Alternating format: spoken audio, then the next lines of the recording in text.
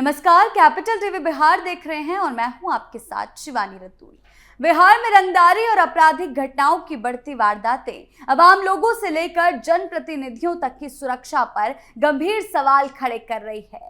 अररिया में विधायक को लगातार मिल रही धमकियां हो या बेगूसराय में सरेआम युवक की पिटाई, ये घटनाएं कानून व्यवस्था की स्थिति को लेकर चिंताजनक तस्वीर पेश करती है। ऐसे मामलों में न केवल प्रशासन की चुनौती बढ़ाई है, बल्कि लोगों के बीच डर और असुरक्षा का माहौल गहरा किया है। सम्राट चौधरी बिहार के नए मुख्यमंत्री बने हैं। ऐसे में अब उनकी ये जिम्मेदारी बनती है कि उन्हें इस मामले में सख्ती बरतकर कार्रवाई पर जोर देना चाहिए। क्या कुछ हुआ है इन मामलों में, आइए जानते हैं विस्तार से। बिहार में बढ़ती गुंडागर्दी से मचा हड़कंप, रंगदारी और धमकी के मामलों में तेजी से बढ़ोतरी। बिहार के अररिया जिले से एक बार फिर जनप्रतिनिधियों की सुरक्षा को लेकर सवाल खड़े हो गए, जो कि हाट से AIMIM विधायक मुर्शीद आलम को 1.5 महीने के अंदर दूसरी बार रंगदारी मांगते हुए जान से मारने की धमकी दी गई। फोन करने वाले ने विधायक से 5 लाख रुपए की मांग की और रकम नहीं देने पर गोली मारने की चेतावनी दी। लगातार दूसरी बार मिली धमकी के बाद स्थानीय प्रशासन और पुलिस महकमे में हलचल बढ़ गई। विधायक मुर्शीद आलम के अनुसार 14 अप्रैल की शाम उनके मोबाइल फोन पर एक अज्ञात नंबर से फोन कॉल आया। कॉल करने वाले ने खुद को पूर्णिया का रहने वाला बताया और सीधे 5 लाख रुपए की मांग कर दी।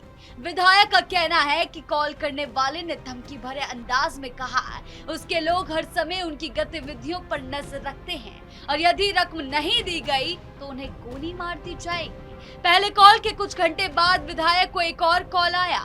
इस बार व्हाट्सएप कॉल के जरिए संपर्क किया गया। कॉल करने वाले ने अपना नाम साजिद आलम बताया और फिर वही रकम मांगते हुए अकाउंट में पैसे भेजने को कहा। विधायक ने बातचीत के दौरान उसे कहा कि वो अपना कोई व्यक्ति भेज दे जिसे सीधा रकम दी जा सके। इसके बाद कॉल करने वाले ने फोन काट दिया। घटना के बाद विधायक ने पूरे मामले की जानकारी पलासी थाना पुलिस को दी और कॉल डिटेल्स भी उपलब्ध कराई। उनकी शिकायत के आधार पर प्राथमिकी दर्ज कर ली गई है। पुलिस ने तकनीकी जांच शुरू कर दी है और कई धमकी देने वाले नंबर को ट्रैक किया जा रहा है। पुलिस अधिकारियों का कहना है कि इस मामले की जांच कई एंगल से की जा रही है। शुरुआती स्तर पर यह भी देखा जा रहा है कि हालिया धमकी और पिछले महीने दर्ज हुए रंगदारी मामले के बीच कोई संबंध है या नहीं। हालांकि अभी तक की जांच में संकेत मिले हैं कि दोनों मामलों में शामिल आरोपी अलग अलग हो सकते हैं। गौरतलब है कि इससे पहले 6 मार्च को भी विधायक मुर्शीद आलम से 5 लाख रुपए की रंगदारी मांगी गई थी। उस समय धमकी देने वाले ने खुद को लॉरेंस बिश्नोई गैंग से जुड़ा बताया। उस मामले में पुलिस ने नवादा से एक नाबालिग को हिरासत में लिया था। पुलिस के अनुसार वो युवक पहले भी कई सार्वजनिक व्यक्तियों को इसी तरह धमकी दे चुका था। अररिया में विधायक को मिली जान से मारने की धमकी। बिहार में गुंडागर्दी और आपराधिक गतिविधियों के खिलाफ सरकार और प्रशासन लगातार सख्त रुख अपनाने की बात करता रहा है, चाहे नीतीश कुमार हो या फिर अब सम्राट चौधरी। राज्य में कानून व्यवस्था को मजबूत करने के लिए पुलिस को अपराधियों पर तुरंत कार्रवाई करने के निर्देश दिए गए, जिसमें गिरफ्तारी, संपत्ति जब्ती और कई मामलों में कठोर धाराओं के तहत मुकदमा दर्ज करना शामिल है। इसी क्रम में समय समय पर बड़े पैमाने में अभियान चलाकर अपराधियों के नेटवर्क को तोड़ने की कोशिश की जाती है, ताकि हम लोगों में सुरक्षा की भावना बनी रहे। राजनीतिक स्तर पर भी इस मुद्दे पर बयानबाजी होती रहती है। बिहार के मुख्यमंत्री सम्राट चौधरी ने भी कई मौकों पर यह साफ कहा कि राज्य में गुंडागर्दी और अपराध करने वालों के खिलाफ जीरो टॉलरेंस की नीति अपनाई जाएगी। जब से उन्होंने मुख्यमंत्री का पदभार संभाला है, ये चीज एकदम क्लियरली बोल दी गई है। ऐसे बयानों का मकसद ये दिखाना है कि सरकार कानून व्यवस्था को लेकर गंभीर है और अब किसी भी दबंग या अपराधी को राजनीतिक संरक्षण नहीं दिया जाएगा। हालांकि जमीनी स्तर पर यह भी चर्चा रहती है कि इन दावों को कितने प्रभावी तरीके से लागू किया जा रहा है, क्योंकि विपक्ष अक्सर कानून व्यवस्था की स्थिति पर सवाल उठाता है।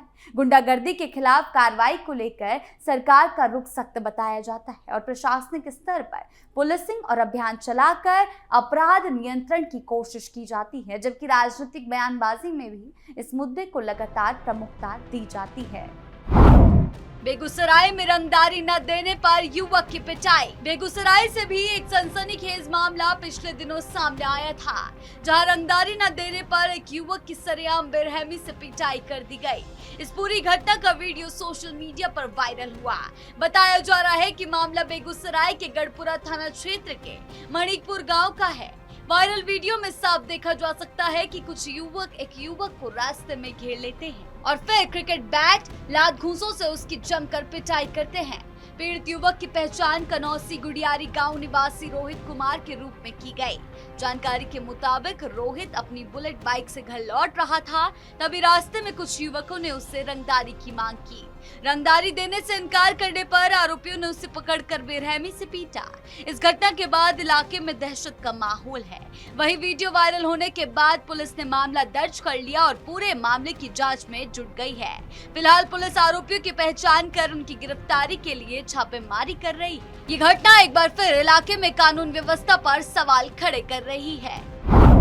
पुलिसिंग सिस्टम में सुधार की जरूरत। बिहार में हाल के समय जिस तरह रंगदारी, धमकी और सार्वजनिक जगहों पर हिंसा की घटनाएं सामने आई, उसने ये साफ कर दिया कि अब केवल सामान्य पुलिसिंग मॉडल से काम नहीं चलेगा, नॉर्मल पुलिसिंग मॉडल से काम नहीं चल सकता। कानून व्यवस्था को लेकर लगातार बदलाव की जरूरत है और इसी मोर्चे पर अब सम्राट चौधरी को ध्यान देना होगा, जिसमें प्रिवेंशन यानी कि रोकथाम को प्राथमिकता दी जाए, न कि केवल घटना के बाद की जा रही कार्रवाई को। राज्य सरकार और पुलिस प्रशासन को मिलकर इस व्यवस्था को विकसित करना होगा, जिसमें अपराध होने से पहले उसकी आशंका को पहचान कर उसे रोकने की कोशिशें की जाए। इसके लिए लगातार स्थानीय स्तर पर इंटेलिजेंस नेटवर्क को मजबूत करना, संदिग्ध गतिविधियों पर निगरानी बढ़ाना और डिजिटल अपराधों पर तेज कार्रवाई करना सुनिश्चित करना बेहद जरूरी हो गया है। कानून व्यवस्था को मजबूत करने के लिए पुलिसिंग सिस्टम में तकनीकी और संस्थागत सुधार भी समय की मांग है। आज के समय में धमकियों और रंगदारी के अधिकांश मामले मोबाइल, व्हाट्सएप और सोशल मीडिया के जरिए हो रहे हैं। इसीलिए साइबर यूनिट्स को ज्यादा सक्षम और बनाना होगा। हर जिले में एक मजबूत साइबर फॉरेंसिक टीम होनी चाहिए जो तुरंत नंबर ट्रैक कर सके, डिजिटल सबूत जुटा सके। इसके साथ साथ पुलिस बल को आधुनिक प्रशिक्षण देना जरूरी है, ताकि वो सिर्फ पारंपरिक जांच तक सीमित ना रहें, बल्कि तकनीक आधारित अपराधों से भी प्रभावी ढंग से निपट सकें। इसके अलावा न्यायिक प्रक्रिया की गति भी कानून व्यवस्था सुधार का एक अहम हिस्सा है। जब तक रंगदारी और धमकी जैसे मामलों में तेज सुनवाई नहीं होगी, सजा सुनिश्चित नहीं होगी, तब तक अपराधियों में कानून का डर पैदा नहीं होगा। इसके लिए फास्ट ट्रैक कोर्ट की संख्या बढ़ाना, केस मॉनिटरिंग सिस्टम लागू करना और पुलिस प्रोसिक्यूशन के बीच बेहतर तालमेल स्थापित करना जरूरी है। साथ ही गवाह सुरक्षा यानी कि विटनेस प्रोटेक्शन भी ध्यान देना होगा उस पर भी, क्योंकि कई मामलों में गवाह डर के कारण बयान देने से पीछे हट जाते हैं, जिससे अपराधी बच निकलते हैं। जनप्रतिनिधियों और आम नागरिकों की सुरक्षा के लिए एक अलग रणनीति की जरूरत है, क्योंकि दोनों स्तरों पर खतरे की प्रकृति अलग होती है।